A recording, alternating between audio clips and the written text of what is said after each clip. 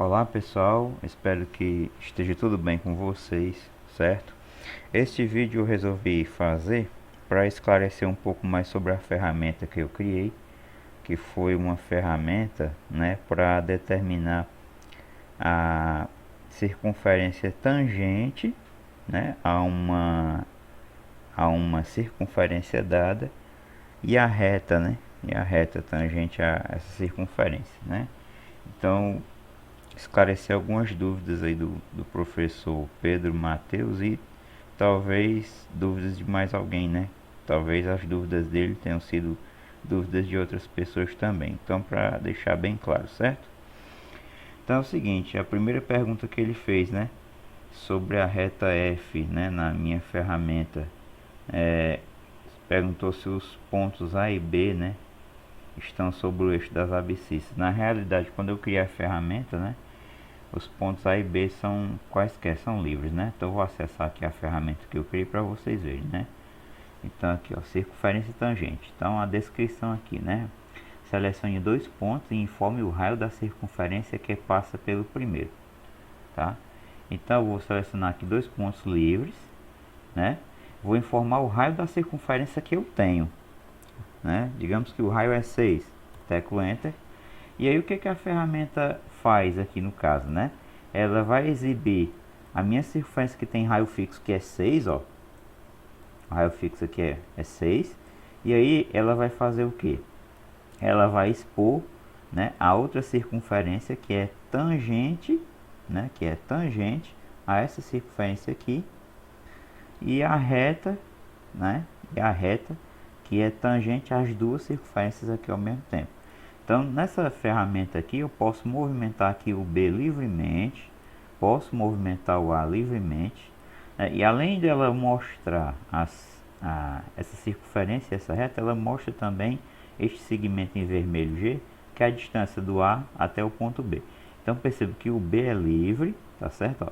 Inclusive, eu posso, movimentando aqui o B, eu vou alterar o raio desta circunferência aqui, que foi criada, né? Mas eu não altero o raio da circunferência que passa pelo primeiro ponto, que é o A, né? Eu não altero essa aqui, o raio não se altera. Eu posso alterar a posição do A? Posso, tá certo?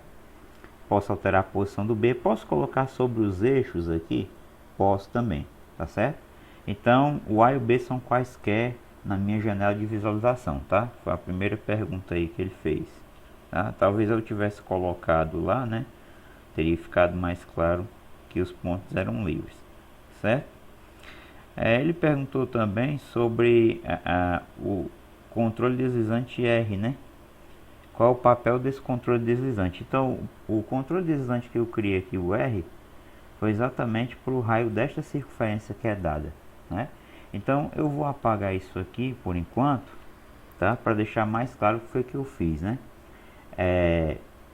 A gente pode ir aqui na ferramenta, né?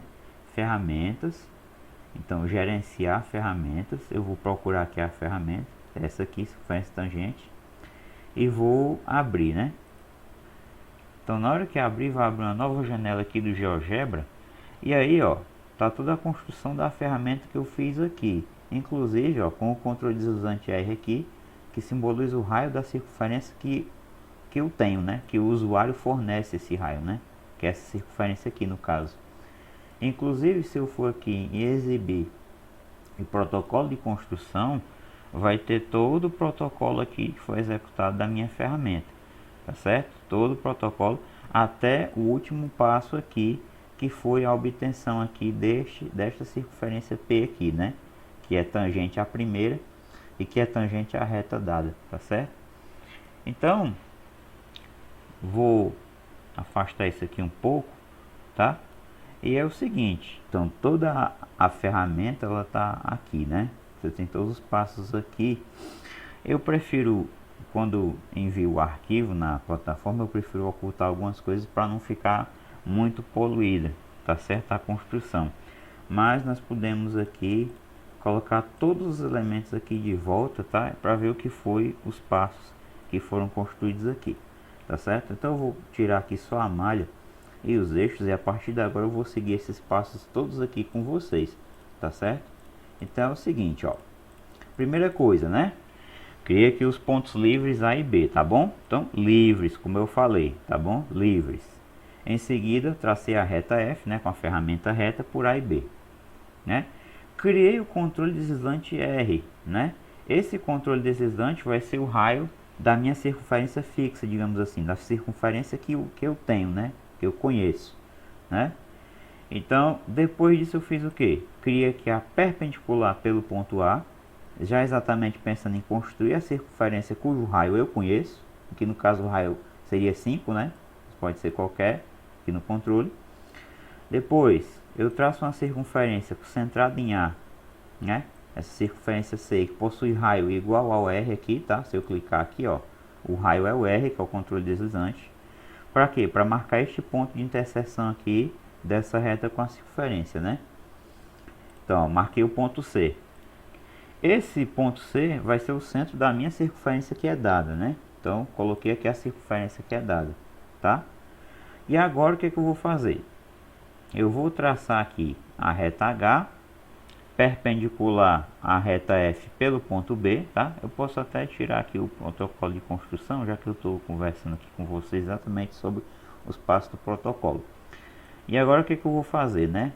A ideia é bem simples, né? Eu vou tomar o seguinte, ó, tracei aqui a reta H,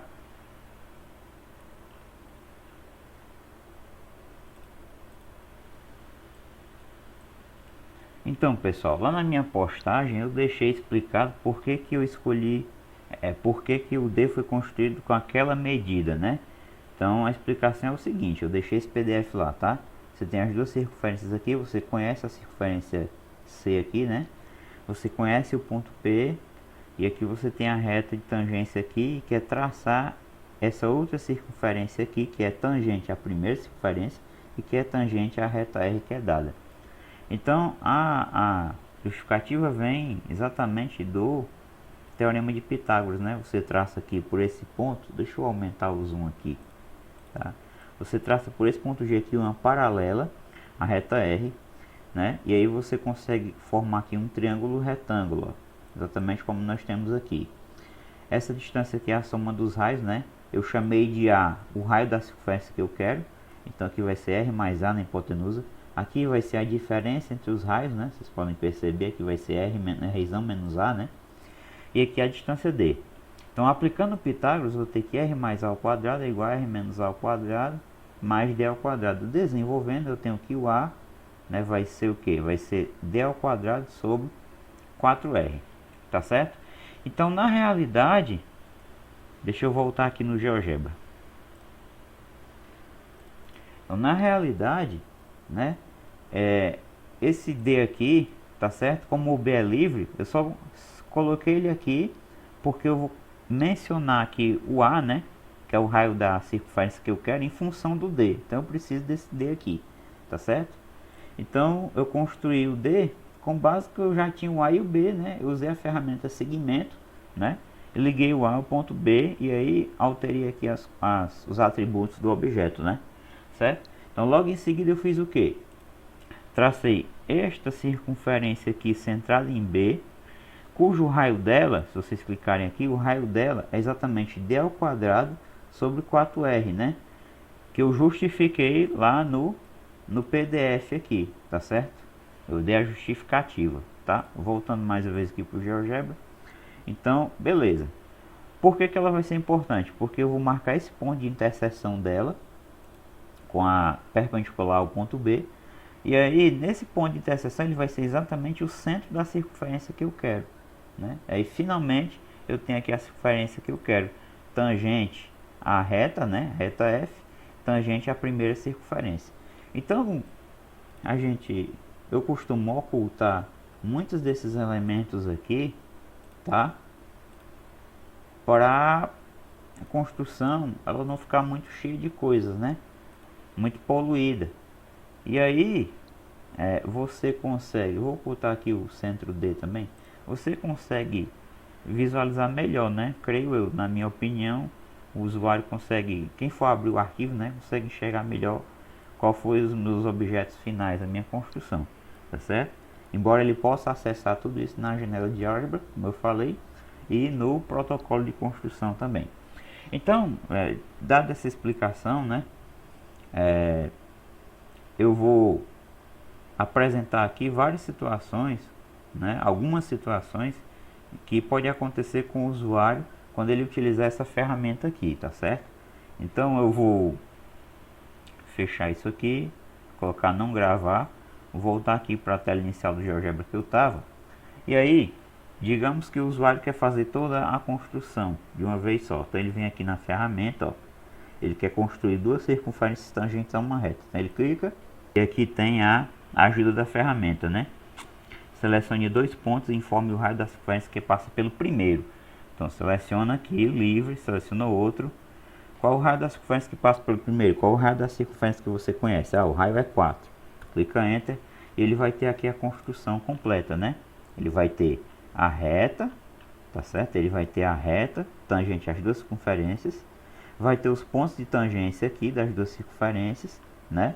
E vai ter também as duas circunferências aqui, onde essa daqui, né, é a que tem o raio fixo, que é 4, que eu informei. Então, se eu alterar a posição do B, né, eu altero aqui a construção de alguma forma, mas essa daqui é fixa quanto ao raio, sendo móvel aqui o ponto A, tá? Essa é uma situação que pode acontecer.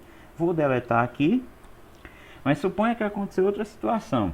O usuário já tem um ponto, tá? Ele construiu aqui, por exemplo, a interseção dos eixos, tá? E tem outro ponto fixo. Digamos, eu escrevo aqui a reta x igual a 7, dou Enter. Vou aumentar aqui um pouco mais a escala, né? Aproximar um pouco mais aqui com o zoom. Vou utilizar a interseção de objetos, clicar aqui e tem um ponto B. Então perceba, o ponto A e o ponto B são fixos, tá certo? Vou ocultar aqui essa reta por enquanto. Então imagina a situação em que é o seguinte: eu vou ter um ponto aqui sobre o eixo Y, vou colocar aqui y igual a 3, tá? Enter. Vou colocar aqui a interseção, né? Um ponto fixo aqui, 3, 0 e 3. Vou ocultar isso aqui. Então eu estou supondo que o usuário fez esses passos aqui, tá? Círculo, centro e um de seus pontos. Então o centro eu vou dizer que é C e um dos seus pontos é o A. Mas o que é que ele quer então? Esse usuário, ele quer a circunferência tangente a essa aqui, né? E que passa pelo ponto B, tá certo? Ela passa pelo ponto B, tá? Então, e o ponto de tangência, um dos pontos de tangência aqui é o ponto A, né? Com a reta. Então, o que ele vai fazer?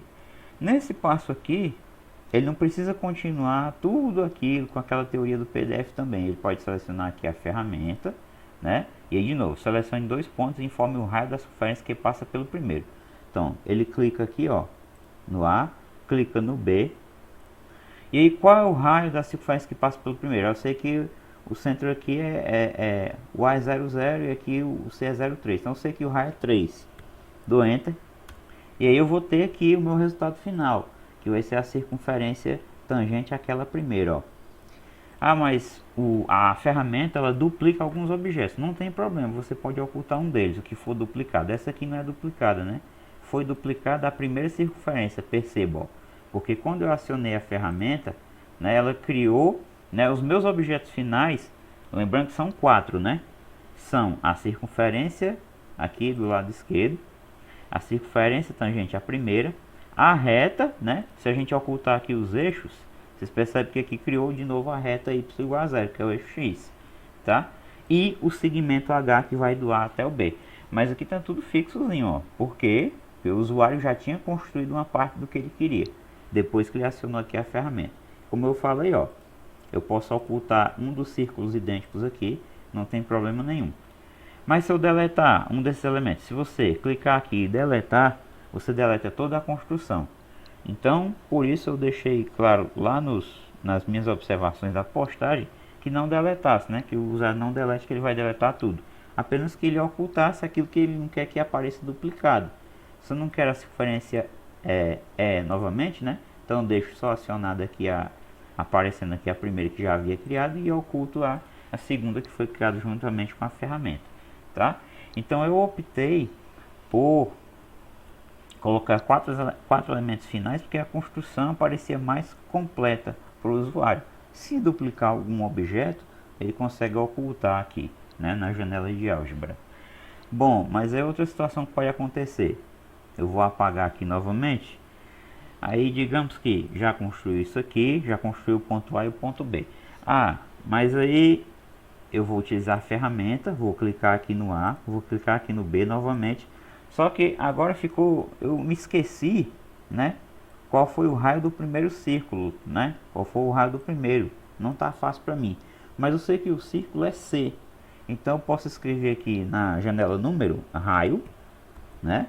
Raio.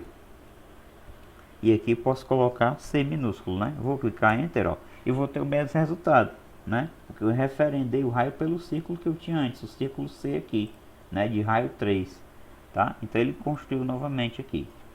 Deixa eu dar Ctrl Z aqui, porque a ferramenta está selecionada. Vou voltar aqui para o ponteiro, tá?